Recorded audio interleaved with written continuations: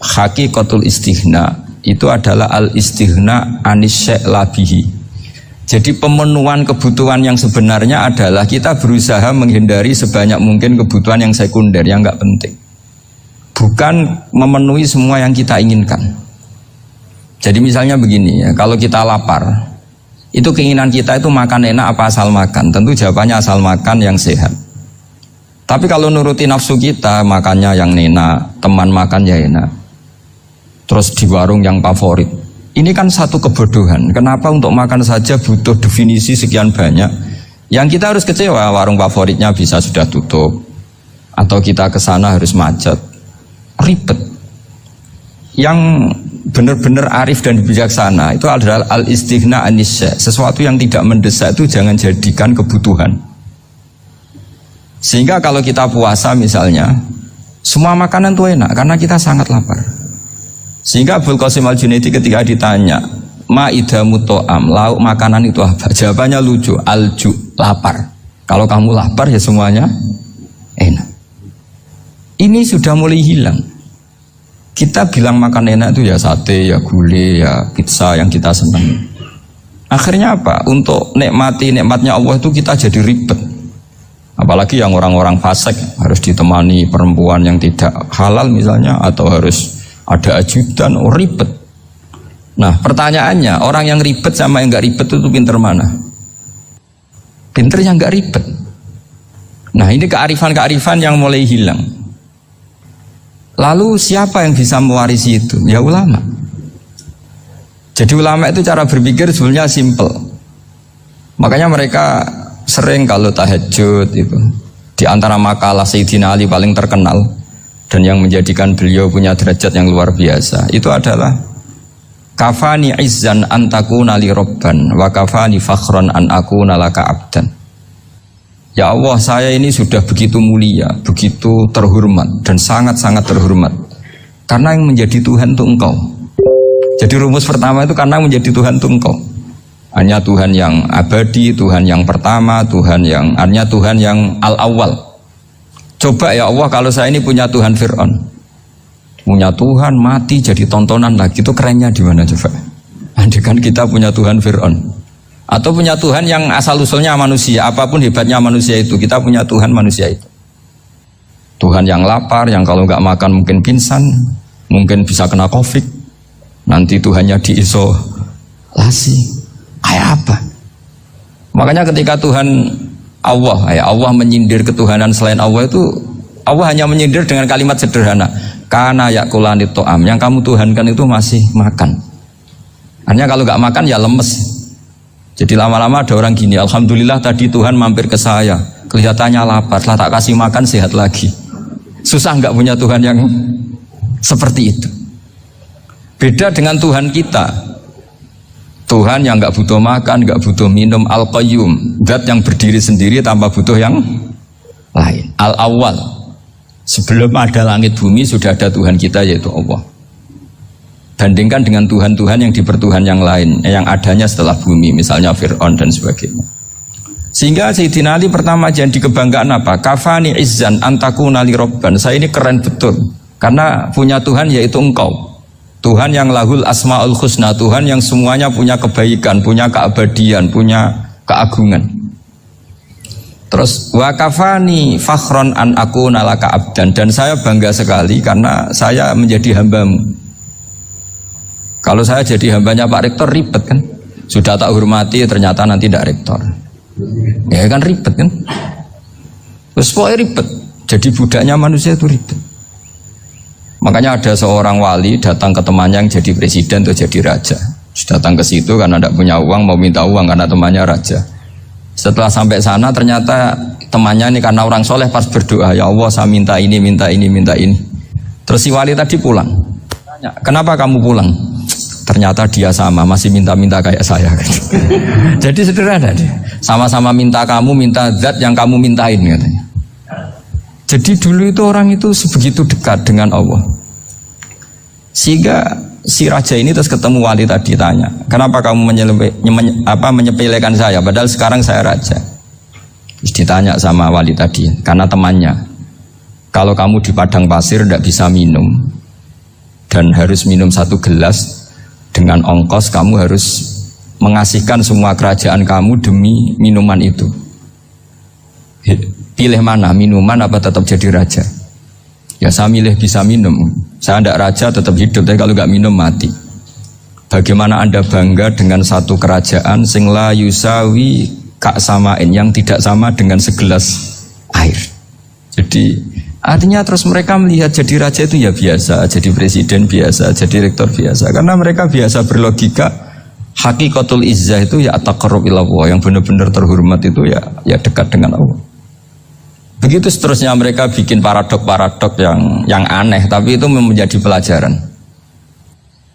Bapak saya Ki Nur Salim itu senang baca anekdot Nasiruddin Koja. Itu kalau bikin orang-orang aneh, itu dia datang ke satu pesta, pakai baju lusuh, pakai sarung lusuh atau celana lusuh, sama Sohibul Bait yang punya acara dibiarin. Setelah dibiarin dia pulang pakai jas, pakai dasi, pokoknya keren. Dihormatin, pakai alpat, pokoknya dihormatin. Silakan. Pas dia disuruh minum, minumannya itu disokkan saja ke sakunya. Jas, kamu harus minum yang banyak, karena kamu yang dihormati, bukan saya. Terus makanannya semuanya diletakkan di saku, ada yang apa, ayo kamu makan yang banyak. Alpatnya juga gitu, dikasih sate, apa, ayo kamu makan yang banyak. Mereka tidak melihat saya, melihat kamu. Akhirnya orang satu pesta itu istighfar semua, berarti kita ini salah. Terus dia pidato, kenapa kamu uang gitu? Tadi saya datang, orangnya sama. Gara-gara beda pakaian, penghormatannya beda. Berarti yang berhak dapat makanan ini jasa ya, bukan saya. Betapa naifnya kita sebagai orang. Ternyata kita masih hormat sesuatu yang seperti itu, yang atribut lah. Jadi orang-orang sufi itu orang yang bisa menertawakan dunia. Akhirnya ya, pertama dia dianggap orang gila, masa jas dikasih makan, dikasih minum. Tapi secara fikih dia benar, haram dia makan. Karena pas dia datang dibiarin, setelah pakai jas dikasih makan. Berarti hakikat yang dapat rezeki siapa? Jasnya apa orangnya? Jasnya apa orangnya? Jasnya. Jadi itu orang-orang sufi, kearifan orang-orang dulu itu bisa ngelola hal-hal yang keseharian menjadi luar biasa. Ada seorang wali melihat istrinya makan 1 piring, anaknya makan 1 piring. Ditanya, kalian kenyang? Wah, kenyang sekali. Melihat anaknya minum kopi 1 cingkir, senang. Kalian senang sekali. Wah, kalau senang dengan hal-hal yang murah bisa, ngapain harus senang dengan hal-hal yang mewah? Bodoh sekali saya. Sehingga terus mereka bisa qanaah. Qanaah itu ya hidup itu simpel, sederhana.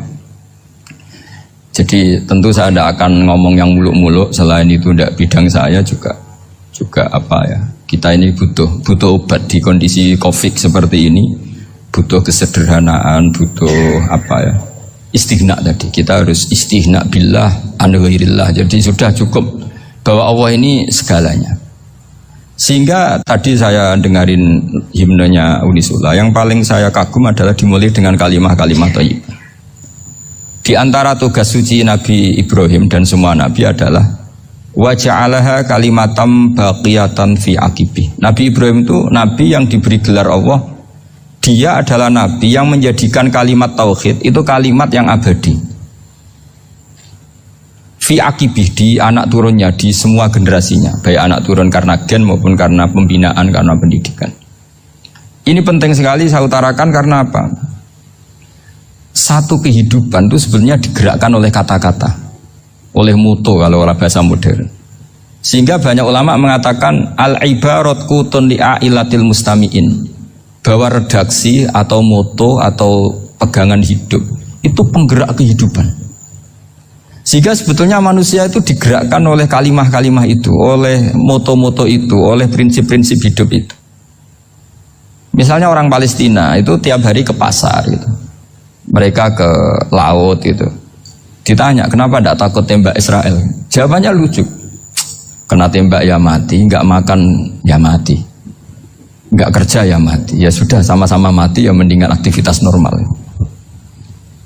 Tapi saya tidak menyarankan itu untuk melawan COVID. Ini cerita saja. Kamu jangan provokator itu. Karena ini wilayah sensitif. Jadi banyak orang yang poligami. Kalau ditanya alasannya gitu. Istri 1 ya cerewet, 2 ya cerewet, mendingan 4. Ya banyak ya gitu. Tapi ada yang kebalikan, istri satu cerewet saja hampir jantungan, apalagi 4 tinggal matinya kan gitu. Itu semua yang menggerakkan itu kalimat. Kalimat itu satu pegangan. Banyak orang loh yang nggak ingin jadi rektor tuh banyak loh Pak Bejo. Jangan kira semua dosen ingin jadi rektor. Melihat rektor sibuk rapat mempertahankan reputasi Unisula terus sering pegang kepala. Ngapain repot-repot? Jadi tukang sapu aja dapat gaji, ngopi, rokokan, selesai. Bodoh amat jadi rektor, mikir orang banyak. Banyak loh orang yang nggak ingin jadi presiden tuh banyak. Karena ngopi nyaman, nggak ada yang ganggu. Mau tidur sampai jam 9 siang juga nggak ada yang ganggu. Sehingga mereka melihat pegawai negeri itu gak keren, orang kok diatur jam, disiplin. Itu memang cara Allah membagi rahmat. Mau kamu apakan coba? Cara syukurnya dia seperti itu. Bapak saya dulu tuh sering ngajarin saya, diajak jalan-jalan pagi-pagi. Melihat orang ngopi, makan uduk itu bapak seneng. Kok enak jadi wong awam. Ngene esuk-esuk nyemak bocah kesel kabeh kono enak ngopi rokokan. Bapak kadang iri sama orang awam itu iri. Sudah gitu berharap masuk surga kan enak sudah gitu. Tahu-tahu mati, tidak tahu ke surga apa ke neraka ya tidak tahu. Jadi nah orang dulu itu orang yang bisa mensederhanakan dunia. Sehingga ya sudah cara bahagia. Makanya saya alhamdulillah saya ini kerjasama sama UII sama beberapa kampus. Memang amdan itu sengaja. Kampus itu ya punya sistem yang nggak bisa mewakili sistem kiai. Kiai juga punya sistem yang nggak terwakili oleh kampus juga sebaliknya saling melengkapi. Saya sering ketemu rektor UI, rektor kampus-kampus Islam. Mereka cerita, Gus pendidikan pondok harusnya dimodernkan gini-gini. Saya bilang, kalau pondok modern kayak kampus itu nanti saya ketemu Allah nggak bisa jawab. Kenapa Gus? Saya beri contoh gini. Kalau misalnya perempuan perawan lah atau apa saja namanya perempuan mau tanya tentang menstruasi atau haid, kalau semuanya sistem kampus dia harus kuliah dulu, registrasi dulu, kuliah dulu, bayar dulu, dan dapat jawabannya nunggu mata kuliah pas itu. Bandingkan kalau sistem pondok, saya tuh sering ke pasar sama anak saya dicegat sama ibu-ibu. Gus, anak saya ngalami gini-gini, keluar darah terus menerus, nggak 6 hari tapi 1 bulan penuh. Itu hukumnya apa Gus ya? Nanti saya mau sowan ke jenengan. Nggak ada usah sowan di sini aja. Ya sudah, sebelum mengeluarkan darah yang rutin seperti itu biasanya haidnya berapa hari? 6 hari ya sudah ikut yang 6 hari, yang lainnya istighatsah. Ngoten tok Gus ya udah ya. Begitu terus di masalah udhiyah. Ya coba kalau semuanya pakai sistem kampus, daftar dulu, bayar dulu. Jadi ini nggak ada jawabannya, nunggu mata kuliah itu baru dapat jawaban. Itu biasa nggak sholat bertahun-tahun karena belum ada jawaban tentang itu. Nah itu kalau misalnya orang mati, tahunya cara apa memulasara jenazah itu nunggu kuliah dulu, pas mata pelajaran itu dulu, baru menangani orang mati. Berarti orang mati itu tergeledak semua. Tapi kalau kiai kan enggak, kesini orang mati terbakar, kalau dimandiin malah badannya copot-copot, itu gimana hukumnya? Ini ada orang mati Gus Kendat, ini disolati apa enggak? Ada orang mati apa itu oplosan ya kan? Itu disolati enggak? So sering ditanya gitu. Gak usah registrasi Pak Rektor, gak usah registrasi, gak usah daftar, gak usah seminar. Makanya kalau orang kampus wani kiai itu ya kualat tenan itu, karena ini yang on time ya. Tapi pondok seperti saya ya ikrar seikrar-ikrarnya pentingnya kampus karena melatih efisiensi waktu, disiplin, tata kelola manajemen sehingga kita ya hormat. Tapi tadi kita harus saling melengkapi sehingga saya tunjukkan ke publik bahwa saya hormat sekali sama polisi, sama tentara. Coba kita bisa apa ngadepi bandar narkoba kalau enggak polisi? Bisa apa coba menjaga NKRI kalau enggak tentara? Begitu juga ya sudahlah kita memang fa inna yadallahi ma'al jamaah, kita berkah itu kalau bersama-sama, tidak bisa kita sendiri. Nah lalu orang kayak saya itu ya beberapa kali sebetulnya saya itu ditawanin jadi doktor honoris causa apa. Kekhawatiran saya satu Pak Bejo, takut pas nggak punya uang itu dokter gak ada duit kan gak pantas gitu. Jadi repot gitu, daripada beban lah sudah lah nggak usah dokter. Jadi kalau nggak punya uang ya pantas, terus kalau ngebis ya pantas. Suatu saat kalau mati gak ada yang hadir ya pantas, nggak dokter gitu. Kalau sudah dokter kok masuk neraka, dokter kok masuk neraka kayaknya Apalagi rektor kampus Islam kok masuk neraka, itu kan kok kayak agak pas itu. Misalnya rektor Unisiola ditanya mungkar nakir, nggak bisa kan kayak gimana gitu. Makanya harus sering ngaji saya supaya agak malu di depan mungkar nakir. Masa rektor ditanya mungkar nakir nggak bisa. Harus berani bentak. Ini saya rektor loh Pak mungkar nakir. Masa kalau wali-wali dulu berani. Masyhur di cerita wali-wali ditanya marabbuka manabuka. Saya ini guru tauhid. Kok kamu tanya marabbuka manabuka yang ngelotok? Kamu tidak pernah ngaji, enak aja tanya. Jadi wali-wali itu ya rileks ngadepi mungkin. Saya yakin rileks wali di Bang Pak Rektor. Saya yakin itu. Karena wali itu lebih dekat Allah. Sehingga orang dulu itu saya ulang lagi ya. Ada satu kearifan namanya hidup itu apa? Hidup itu adalah cari sebanyak mungkin supaya hidup itu tidak tergantung pada banyak hal. Sehingga misalnya cara berpikir orang-orang modern itu sebenarnya banyak orang-orang ilmuwannya nggak ngagumi Amerika. Bukan karena angkuh ndak. Untuk mempertahankan kebesaran negara sebesar itu, kebutuhan listriknya besar, kebutuhan tentaranya besar, kebutuhan apa? Sementara negara kayak Venezuela atau Swiss kebutuhannya ada banyak. Pertanyaannya, yang tergantung dengan banyak hal sama yang tidak tergantung banyak hal itu pinter mana? Kalau dibalik pertanyaannya gitu, negara-negara maju itu tidak keren kalau dibalik pertanyaannya. Orang yang untuk mempertahankan eksistensinya banyak, butuh banyak hal, dengan yang tidak butuh banyak hal, itu pinter mana? Orang yang bahagianya nunggu jadi dokter, nunggu jadi kiai besar, kiai viral, dengan orang yang bahagia cukup dengan ngopi, itu pinter mana? Tapi kalau dibalik pertanyaannya, orang yang taunya nikmat hanya kopi, dengan nikmat yang banyak, pinter mana? Makanya Mbah Mun tuh kalau guyon itu lucu. Aku iku sakake ambek wong desa sing mlebu swarga. Saya dulu eskal mlebu swarga kok disakeni. Akhirnya beliau memberi penjelasan. Wong desa iku roe pakanan enak, iku mau kopi mbek uduk. Lah swarga iku mau nuruti sing dikarepno. Akhirnya wis mau mangan, wis ngopi, nguduk, ngopi ora roh pakanan liyane iku ora roh. Nasi mandi yo ora roh, pizza yo ora roh apa-apa. Terus saya bilang, wah lah niku nak nganti selera tentang wanita cantik. Iku juga sederhana. Rodok pesek ya wis cantik, rodok ireng ya wis. Apa bidadarinya seperti itu karena saking enggak pengalamannya. Jadi surga itu kan nuruti apa yang diinginkan. Kira-kira keinginan orang kampung kalau di surga itu apa coba? Makanan apa coba? Ya mana senengnya ketemel gemblong gitu.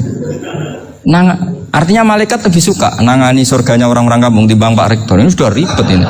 Makanan apa saja sudah harus dicoba ya. Terus kalau di mall tahu orang macam-macam, seleranya macam-macam pasti. Enak mana kalau sampai jadi malaikat pelayan surga? Suka ngelayani orang kampung apa yang orang kota? Orang kampung kan.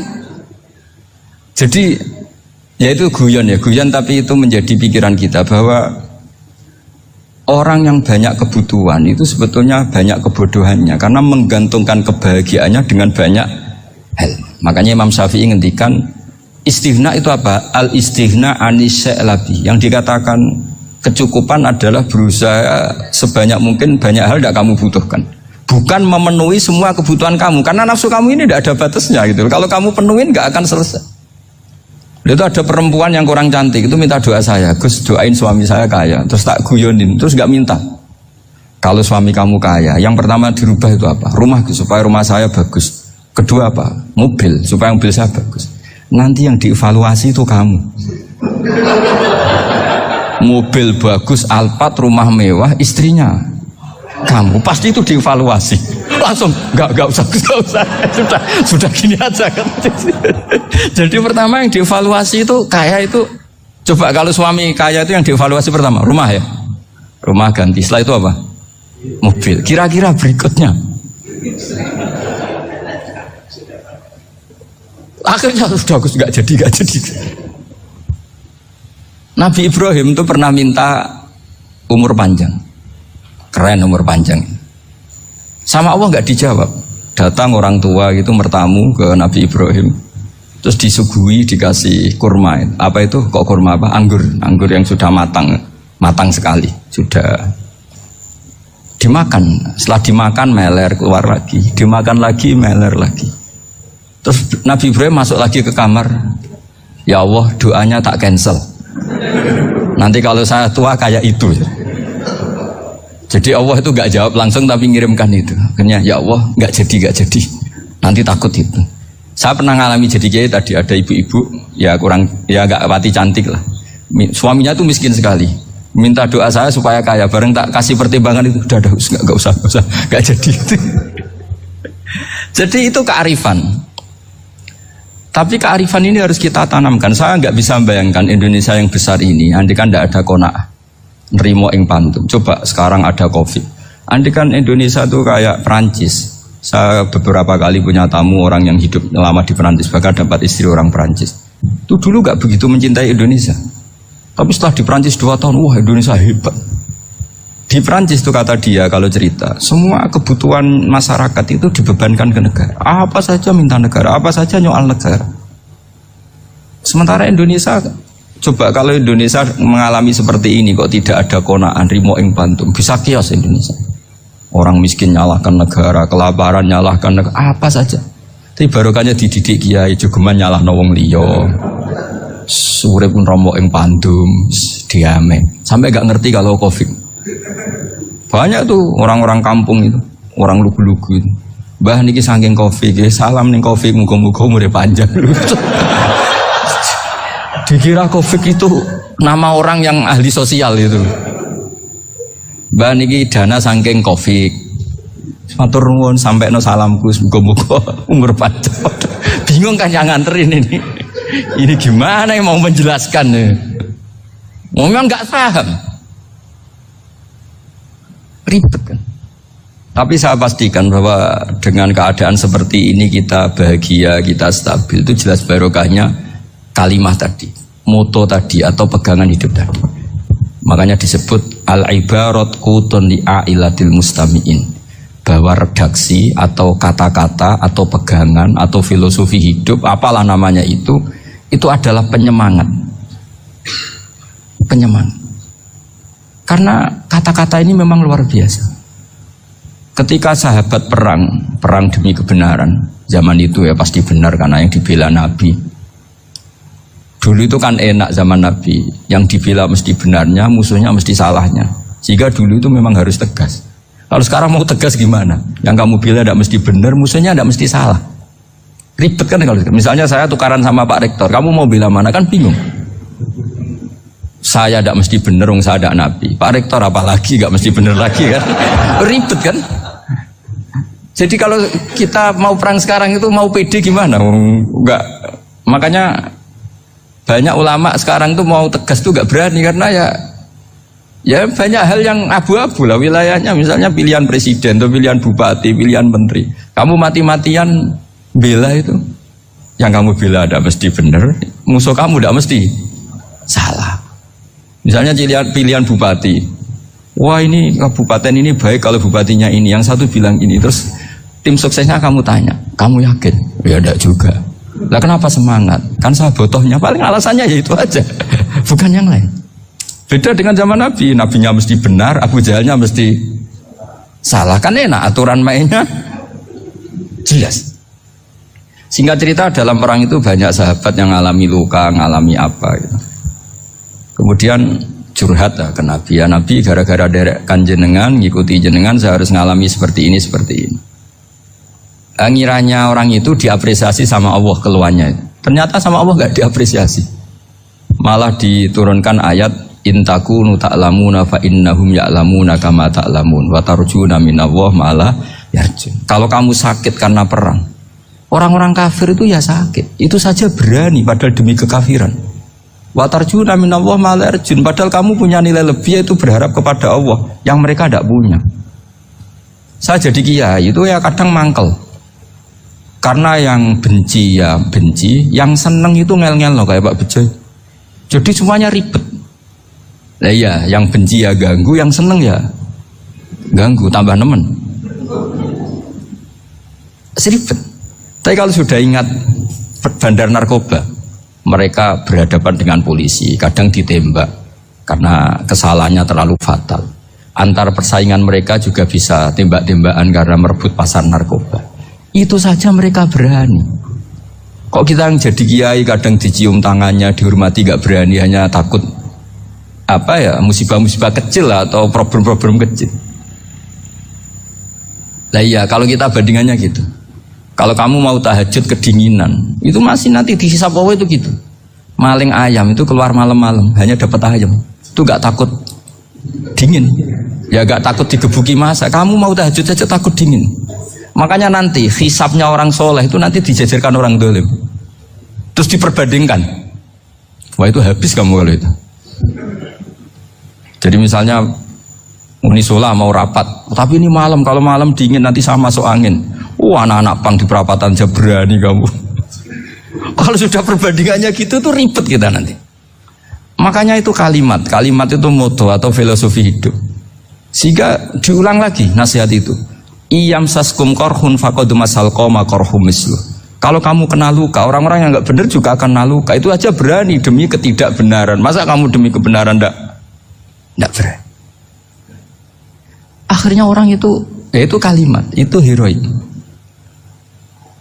Makanya kita ini penting ya, makanya tadi himne Unisula dimulai kalimat thayyibah. Karena kalimat ini yang menjaga kita kalimat ini. Misalnya tentang Tuhan. Kenapa orang Islam imannya kokoh seperti ini, termasuk yang sudah hidup di Amerika, di Australia, di mana-mana. Itu ya barokahnya ajaran atau barokahnya kalimah. Saya sebut kalimah saya pakai bahasa santri. Karena la ilaha illallah itu dalam tradisi santri disebut kalimatu haqqin alaiha nahya wa alaiha namut wa alaiha nub'ats. Ada yang riwayat wa biha nub'ats insyaallah taala minal aminin. Kenapa mereka di mana-mana meskipun sekolah di Amerika, di Australia, bahkan di Uni Soviet tetap mukmin? Itu barokahnya ajaran yang benar. Allah itu siapa? Tuhan. Tuhan itu sifat dasarnya apa? Awal. Dia harus wujud awal sebelum makhluk yang lain. Sehingga ketika ada negara yang maju, yang tertib, manajemennya tertib, masyarakatnya makmur, tapi punya Tuhan yang tidak seperti itu, tidak awal, itu sudah gak nyaman. Karena ndaklah keren Tuhan saya, karena Tuhan saya itu al-awwal, zat yang pertama. Tuhan saya keren lah, zat yang gak mati. Tuhan yang gak mati, yang gak pernah ngalami kematian. Sehingga tontonan atau yang dilihat kenikmatan-kenikmatan yang lain ini tidak mengubah dia pendirian tentang Tuhan. Karena mantapnya satu kalimat tadi, bahwa Tuhan itu ya harus satu, harus awal, harus tidak mati, tidak rusak, tidak ngalami apa-apa yang membahayakan. Sehingga ketika ditawarin Tuhan yang lain, meskipun menjanjikan secara finansial atau kemakmuran, mereka gak tertarik. Itu coba, itu barokahnya makmur apa barokahnya ajaran? Barokahnya ajaran. Sering negara Islam itu kalah makmur dengan mereka, tapi barokahnya ajaran ini tetap apa? Tetap Islam. Makanya Nabi Ibrahim, Nabi yang sukses bikin wa ja'alaha kalimatam baqiyatan fi aqibi. Sehingga kita ini bukti sama orang tua misalnya, itu ya karena ajaran.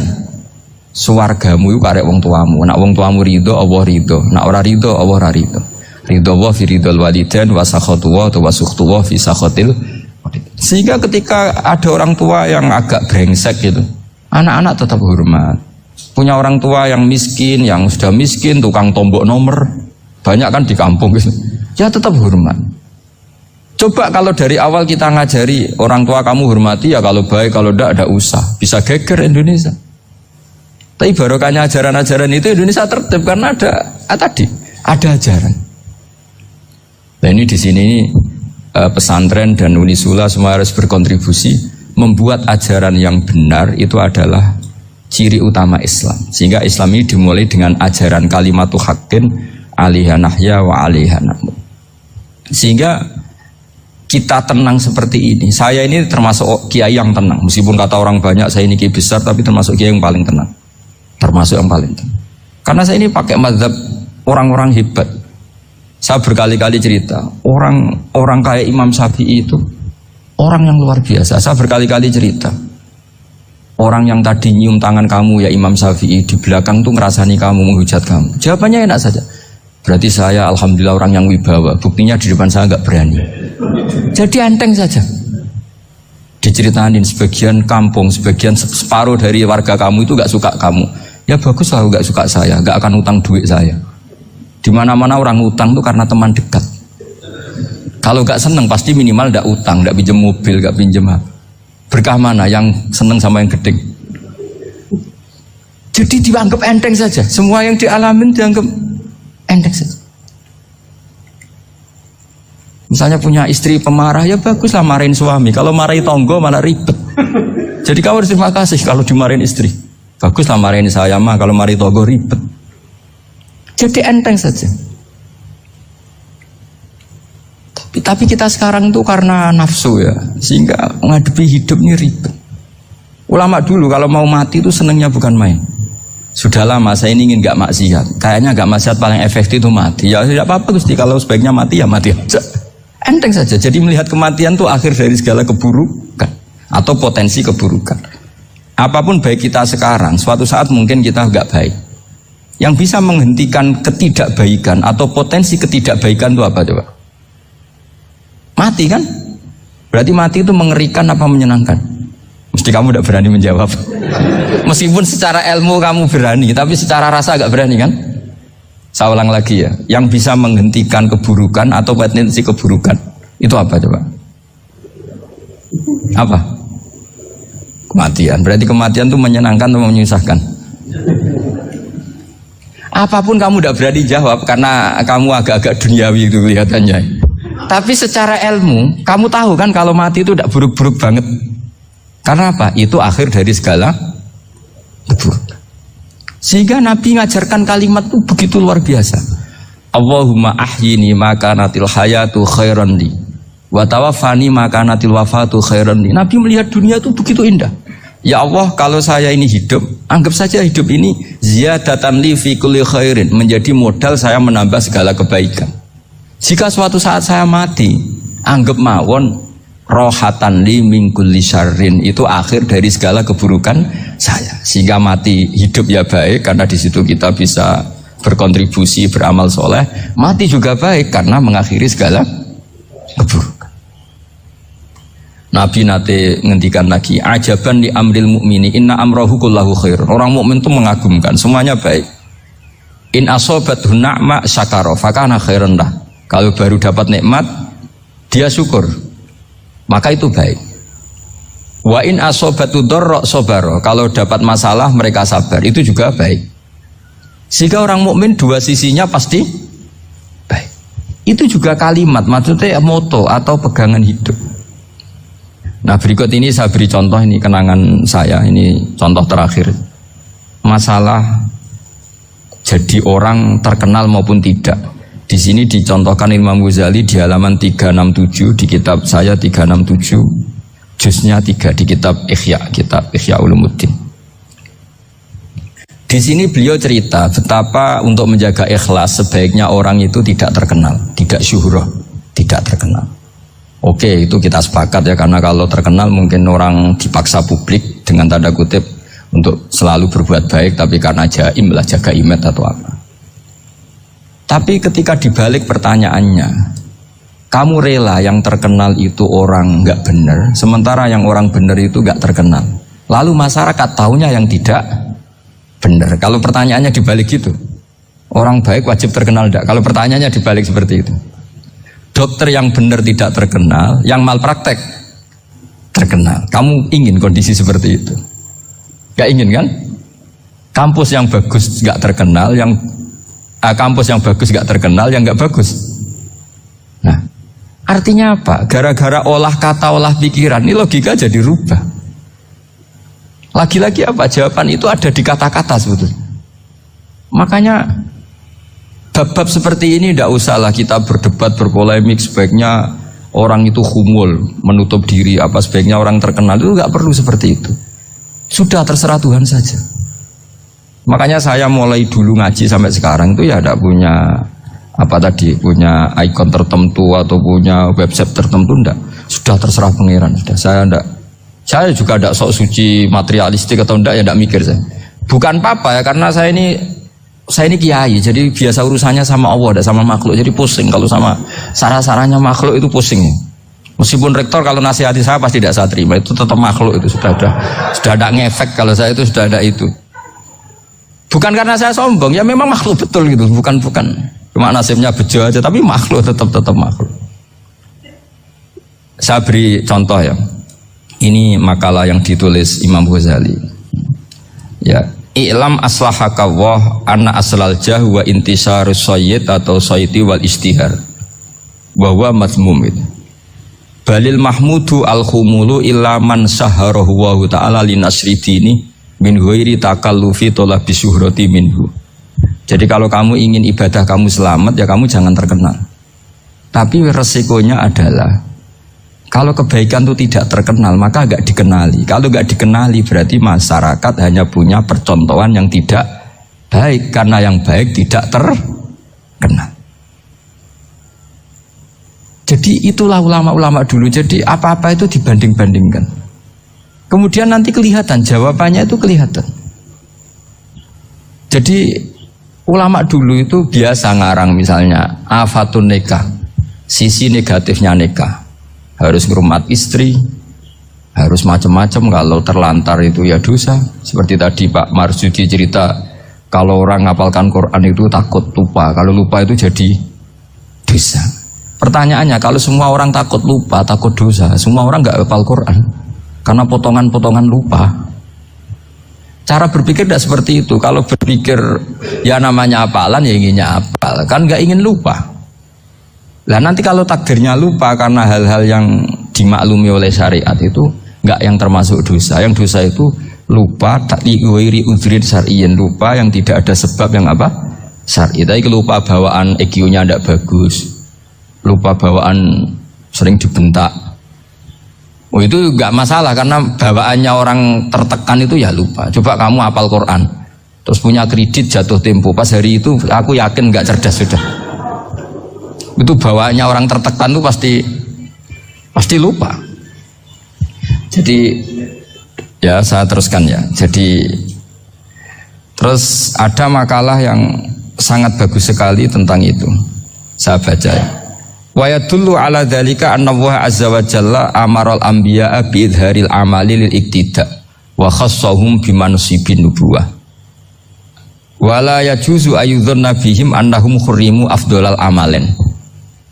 Jadi orang yang terlalu mendewa-dewakan khumul itu menutup diri. Oke, itu baik, karena dengan khumul, dengan menutup diri Anda tidak riya, Anda tidak pamer.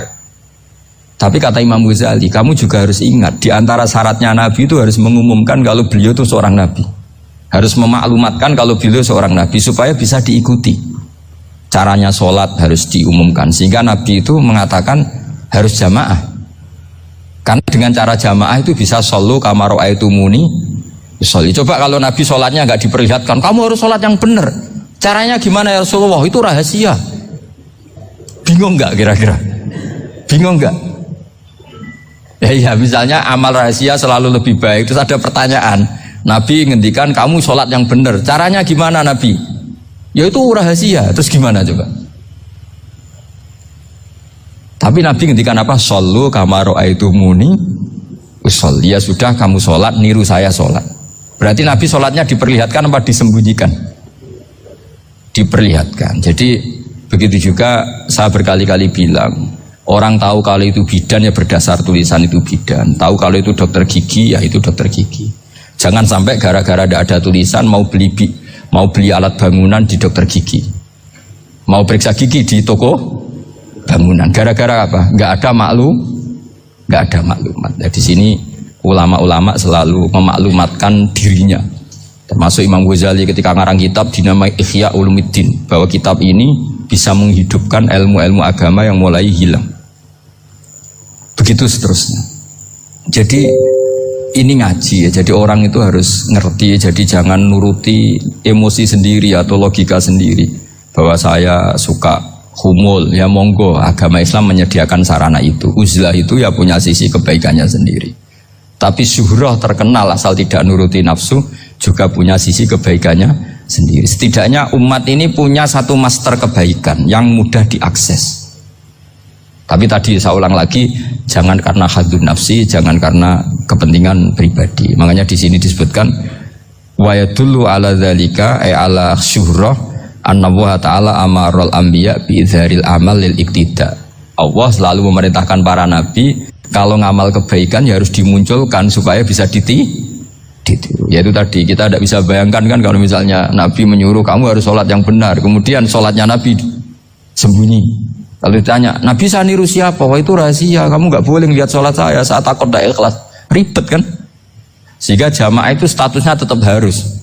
Nah bedanya harus ini ulama berpendapat harus yang apa? Fardu kifayah, tapi fardu itu maknanya harus.